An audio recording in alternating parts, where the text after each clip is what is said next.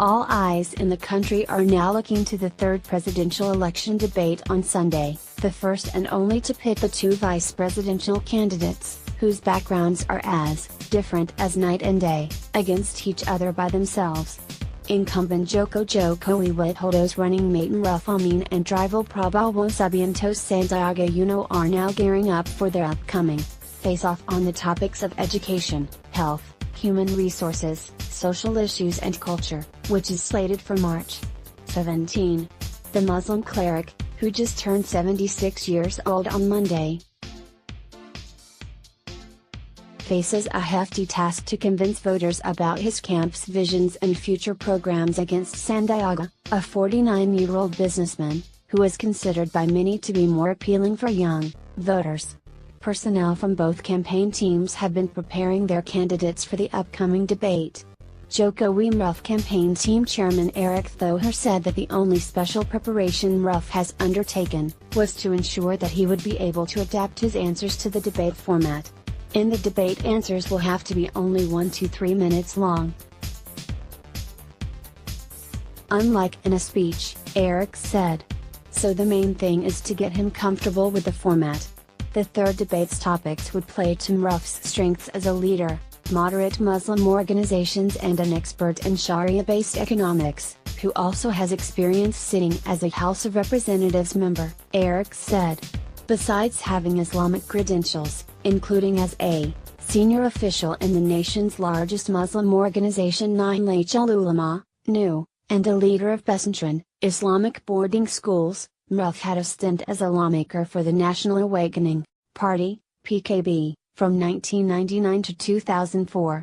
His rival Sandiaga, on the other hand, is a businessman turned politician who had served as Jakarta's deputy governor for roughly a year beginning in 2017, before he gave up his seat and entered the national election. Eric acknowledged the possibility of unfavorable comparisons being raised between Maruf's age and Sandiaga's perceived vigor, but he said, the Elders campaign team did not want to make any drastic alterations to his image. We do not want to change his profile, it is what it is, he said. It's important for the people to have the leader they choose for the next 5 years to have a consistent character, not one manufactured just for the campaign. Speaking about the topics in the third debate, analysts predicted that issues surrounding human resources would come up between the two candidates, especially since labor and unemployment were among the key issues for the Prabowo Sandiaga ticket. The opposition has often criticized the lack of employment opportunities for Indonesia's labor force, as well as the presence of foreign workers in the country, with Prabowo and Sandiaga promising they would open as many opportunities as possible for Indonesians to get jobs. Sandiaga will indeed address how to create more employment opportunities, Prabowo Sandiaga campaign team spokesman Andre Rosé told the Jakarta Post. Another issue that would be brought up during Sunday's face-off was the Healthcare and Social Security Agency, BPJS-Kesehatan, deficit. This week, Sandiaga was to participate in debate simulations and workshops with a team of experts to sharpen his knowledge of all the topics, Andre said. Joko recently stepped up his campaign promises on social welfare and labor issues, as he planned to roll out some new cards, including an affordable staple foods card and a pre-employment card, which can be used by unemployed people or workers who want to undergo vocational training.